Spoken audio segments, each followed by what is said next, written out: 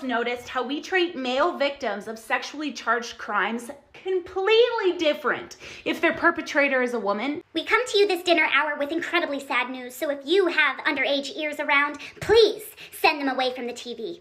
A male teacher has just been arrested for forcing female underage students into sexual acts in the classroom.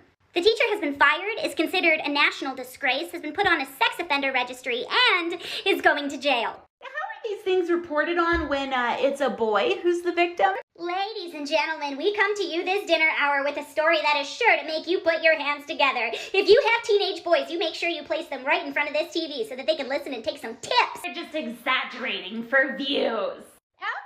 You want to take a little gander through these headlines with me? Recently, this child predator was labeled by Real Toronto News as Glamorous Harris, charged with having sex with 14-year-old boy 4 times in one day.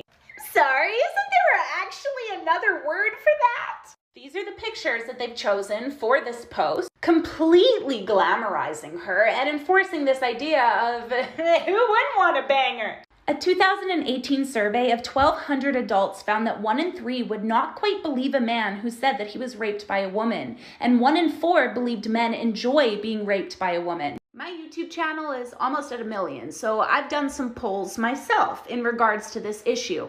Here's the results. When asking my male following if any of them had been molested, raped, or coerced into performing sexual acts on a girl/woman older than them when they were under the age of 18 years old, this was the results. 70% had never experienced it.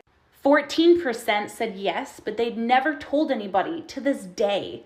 8% said yes, and when I spoke out about it, I was told I should have enjoyed it. 6% said no, but what boy wouldn't want to have sex? And 2% said, yes, I have, and I received the support I needed to start healing. Sorry, maybe you didn't hear that correctly. 2% received the support that they needed.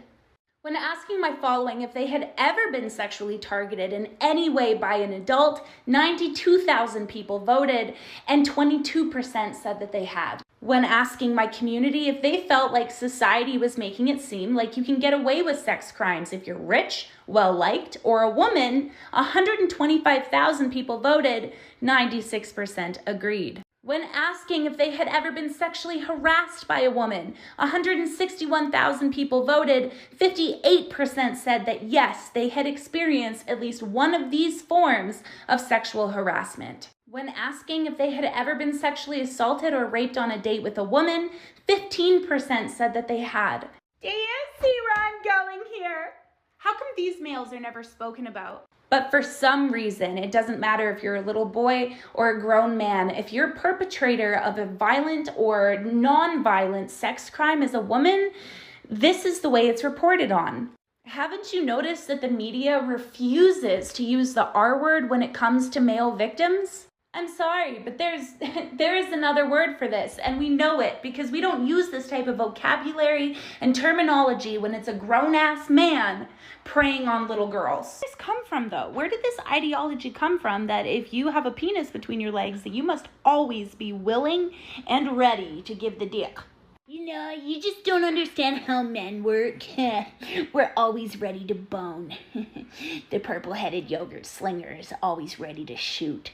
This actually isn't true, and people only think this because of the intense sexualization that happens to boys right from a young age. Somebody I once knew had a little boy, and whenever this little boy was sitting in a group of women, his father would always say, "What a ladies' man, he's just gonna have so many girlfriends when he grows up." We put expectations on little boys right from small that they are gonna grow up to be strong, powerful, non-emotional, and they're gonna provide. This is enforced in men so much so that when they don't accomplish these things, are you really taking a